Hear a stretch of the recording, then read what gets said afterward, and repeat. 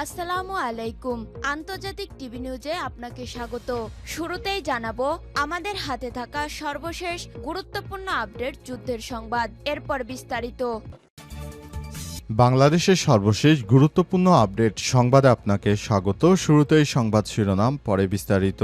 প্রথমে জানাবো আমাদের হাতে থাকা সর্বশেষ গুরুত্বপূর্ণ সবথেকে তাজা আপডেট সংবাদ। ৩ দফা দাবিতে মার্চ টু সচিবালয়, শহীদ মিনারে হাজার হাজার শিক্ষকদের অবস্থান। ২০% বাড়ি ভাড়া বৃদ্ধি সহ ৩ দফা দাবিতে বেসরকারি এমপিওভুক্ত শিক্ষকদের সচিবালয়ের অভিমুখে মার্চ টু সচিবালয় কর্মসূচিতে অংশ নিয়ে কেন্দ্রীয় শহীদ মিনারে উপস্থিত হয়েছে হাজার হাজার শিক্ষক। কিছুক্ষণের মধ্যেই সচিবালয়ের উদ্দেশ্যে রওনা হবেন তারা।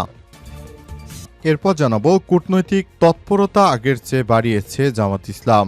জামাত ইসলামের সঙ্গে বিদেশি দূতাবাস আর আন্তর্জাতিক সংস্থার বৈঠক এখন নিয়মিত ঘটনা। এসব বৈঠকে পররাষ্ট্রনীতি, নারী স্বাধীনতা আর দেশ নিয়ে জামাতের ভাবনা জানতে চাইছেন বিদেশিরা। দলটির নেতাদের দাবি, বিদেশিদের ভাবনার পরিবর্তন এসেছে আর আন্তর্জাতিক বিশ্লেষকরা বলছেন সব দলের সঙ্গে কথা বলে ভবিষ্যৎ রাজনীতির গতিপথ বোঝার চেষ্টা করেছে বিভিন্ন দেশের প্রতিনিধিরা। এদিকে মিরপুরে কেমিক্যাল গোডাউনে ভয়াবহ আগুন। রাজধানীর মিরপুরে গার্মেন্টস ও কেমিক্যাল গোডাউনে অগ্নিকাণ্ডের ঘটনা ঘটেছে। আগুন নেভাতে ফায়ার সার্ভিসের 5টি ইউনিট কাজ করছে। আজ এক বিজ্ঞপ্তিতে এই তথ্য জানিয়েছে ফায়ার সার্ভিস। এছাড়াও আরও 3টি ইউনিট যাচ্ছে ঘটনাস্থলের উদ্দেশ্যে। সেখানে আগুন নেভানোর জন্য আরও ফায়ার সার্ভিস দরকার হলে তারাও যাবে বলে জানিয়েছেন তারা। এবারে জানাবো শেখ হাসিনার বিরুদ্ধে তৃতীয় দিনে যুক্তিতর্ক উপস্থাপন চলছে। জুলাই গণঅভ্যুত্থানের সময় সংগঠিত মানবতা বিরোধী অপরাধের মামলায় ক্ষমতাচ্যুত প্রধানমন্ত্রী শেখ হাসিনা সহ 3 আসামির বিরুদ্ধে তৃতীয় দিনের যুক্তিতর্ক উপস্থাপন চলছে।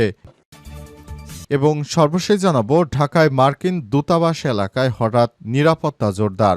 ঢাকায় মার্কিন দূতাবাস ও আশপাশের এলাকায় হঠাৎ করে নিরাপত্তা জোরদার করেছে অন্তর্বর্তীকালীন সরকার। জানা গেছে একটি হুমকিকে কেন্দ্র করে এই নিরাপত্তা ব্যবস্থা আগের থেকে আরও জোরদার করা হয়েছে।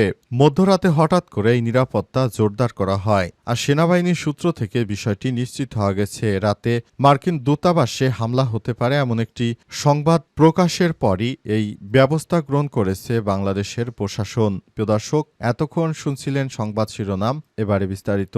তবে তার আগে বন্ধুরা অনুরোধ থাকবে এই সংবাদটিতে একটি লাইক দিন। এই চ্যানেলে আপনি নতুন হয়ে থাকলে আমাদের সংবাদটি দেখতে দেখতে চ্যানেলটি সাবস্ক্রাইব করে রাখুন। কমেন্ট করে বন্ধুরা আপনার মূল্যবান মতামত জানিয়ে দিন আপনি বিশ্বের কোন দেশ থেকে বা বাংলাদেশের কোন স্থান থেকে আমাদের সংবাদটি দেখছেন এবং শুনছেন। আর বন্ধুরা সংবাদটি আপনার সোশ্যাল মিডিয়া ফেসবুকে শেয়ার করে বন্ধুদেরও দেখার সুযোগ করে দিন। এবারে বিস্তারিত। 3 দফা দাবিতে মার্চ টু সচিবালয়, শহীদ মিনারে হাজার হাজার শিক্ষক। 20% বাড়ি ভাড়া বৃদ্ধি সহ 3 দফা দাবিতে বেসরকারি এমপিওভুক্ত শিক্ষকদের সচিবালয় অভিমুখে মার্চ টু সচিবালয় কর্মসূচিতে অংশ নিতে কেন্দ্রীয় শহীদ মিনারে উপস্থিত হয়েছে হাজার হাজার শিক্ষক। কিছুক্ষণের মধ্যেই তারা সচিবালয়ের উদ্দেশ্যে রওনা হবেন। মঙ্গলবার 14 অক্টোবর দুপুর 12টায় কেন্দ্রীয় শহীদ মিনারে গিয়ে এমন চিত্র দেখা গেছে। এ সময় জাতীয়করণ প্রত্যাশী জোটের যুগ্ম সদস্য সচিব শিক্ষক আবুল বাশার বলেন, আমাদের দাবি বাস্তবায়ন করতে কিছুক্ষণের মধ্যেই সচিবালয় অভিমুখে মার্চ টু সচিবালয় যাত্রা শুরু করব। রোববার শিক্ষকদের উপর পুলিশ হামলা চালিয়েছে। আজ আমাদের উপর হামলা করলে আরও কঠোর কর্মসূচি ঘোষণা করা হবে। শিক্ষকরা জানান, আমাদের কর্মবিরতি চলবে। 20% বাড়ি ভাড়া, 1500 টাকা মেডিকেল ভাতা ও কর্মচারীদের জন্য 75% উৎসব ভাতার প্রজ্ঞাপন জারি করা না পর্যন্ত শিক্ষকরা শ্রেণীর কার্যক্রমে অংশগ্রহণ করবে না। এর আগে মূল বেতনের 20% হারে বাড়ি ভাড়া ভাতা বৃদ্ধির দাবিতে পুলিশের বল প্রয়োগের প্রতিবাদে সোমবার সকাল থেকে সারা দেশে সব বেসরকারি এমপিওভুক্ত শিক্ষা প্রতিষ্ঠানের পাঠদান বন্ধ রয়েছে। ফলে দেশের বিভিন্ন স্থানে স্কুল কলেজে ক্লাস কার্যক্রম স্থবির হয়ে পড়েছে। শিক্ষকরা জানান, তাদের কর্মবিরতি চলবে। শিক্ষকদের যদি বাড়ি ভাড়া বাড়ানো না হয় এবং শিক্ষকরা যে দাবি দেওয়া নিয়ে মাঠে নেমেছে, তাদের চিকিৎসা ভাতা সহ বিভিন্ন বিষয় নিয়ে তারা নানা রকম দাবি দেওয়া নিয়ে মাঠে নেমেছে। এর জন্য তারা অন্তর্বর্তীকালীন সরকারের প্রতি আহ্বান জানায়। কূটনীতিতে আগের চেয়ে তৎপরতা বেড়েছে জামাত ইসলামের। বাংলাদেশ জামাত ইসলাম আগের থেকে অনেক বেশি কূটনৈতিকভাবে তারা তৎপরতা বাড়িয়েছে। বিশেষ করে তারা বিদেশি বিভিন্ন সংস্থার সঙ্গে কাজ করছে। ইতিমধ্যে ইউরোপীয় ইউনিয়ন বা যুক্তরাজ্যের প্রতিনিধি, কূটনৈতিক, জাতিসংঘের প্রতিনিধি সহ বিভিন্ন প্রতিনিধি দলের সঙ্গে বাংলাদেশ জামাত ইসলামের নেতৃত্ববৃন্দরা আলাপ আলোচনা করেছে। আগামীতে নতুন বাংলাদেশ গড়লে তারা কিভাবে কাজ করবে, তাদের মূলনীতি কি, তারা কিভাবে বাংলাদেশে সরকার গঠন করতে চায় ইত্যাদি বিষয় নিয়ে তারা বিভিন্ন কূটনৈতিকদের সঙ্গে আলাপ আলোচনা করেছে।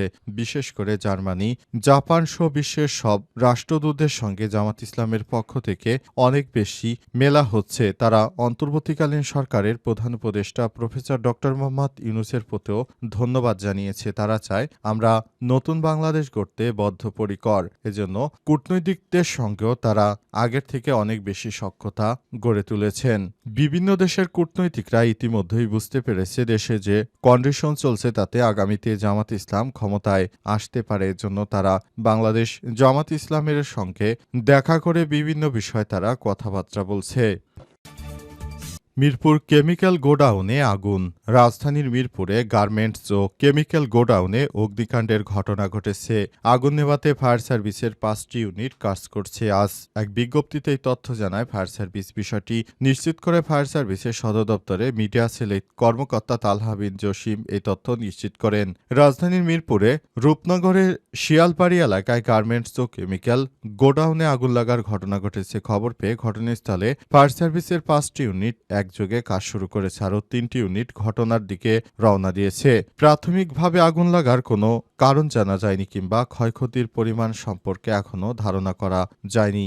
জানা গেছে এই বিষয়টি নিয়ে তদন্ত করার পরই বিষয়গুলো জনসম্মুখে প্রকাশ করা হবে। তবে কার গাফিলতিতে আগুন লেগেছে কিংবা আগুন লাগানোর জন্য কে দায়ী বা কিভাবে আগুন লাগলো এসব বিষয় নিয়ে এখনও উদ্ঘাটন করা যায়নি। তবে ফায়ার সার্ভিসের কর্মীরা যথাযথ চেষ্টা করছেন আগুন দ্রুততম সময়ের মধ্যে নিভে ফেলার জন্য, কিন্তু এখনও আগুন নেভানো সম্ভব হয়নি। অন্তর্বর্তীকালীন সরকারের প্রধান উপদেষ্টা প্রফেসর ডক্টর মোহাম্মদ ইউনূসের সরকার ক্ষমতায় আসার পর দেশের বিভিন্ন জায়গায় অগ্নিকাণ্ডের বিভিন্ন বিষয় পরিলক্ষিত হয়েছে। অনেকেই বলছে যারা পলাতক স্বৈরাচারী সরকার রয়েছে তারা দেশের বিভিন্ন জায়গায় আগুন লাগিয়ে দিয়ে তারপর নানারকম অস্থিতিশীল পরিস্থিতি তৈরি করার চেষ্টা করছে, কিন্তু শেষ পর্যন্ত তারা এসব বিষয় পারেনি।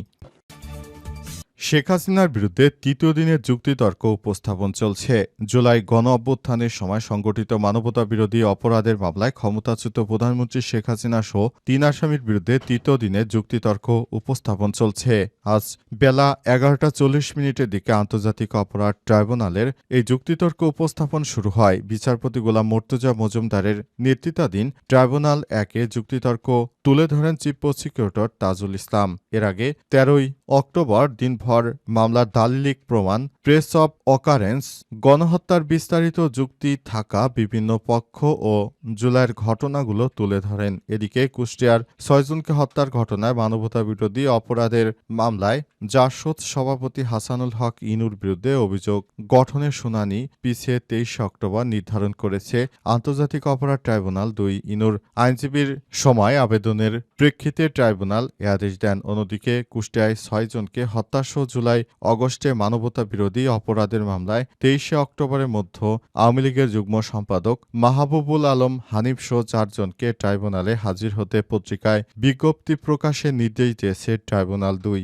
তাদেরকে আটক করে বিভিন্নভাবে জিজ্ঞাসাবাদ করা হবে বলে ট্রাইব্যুনালের পক্ষ থেকে নিশ্চিত করা হয়েছে। তাই মাহবুবুল আলম হানিফ সহ যারা আওয়ামী লীগের প্রসিদ্ধ নেতাকর্মী ছিলেন তাদের বিরুদ্ধে গ্রেপ্তারি পরোয়ানা জারি করেছে।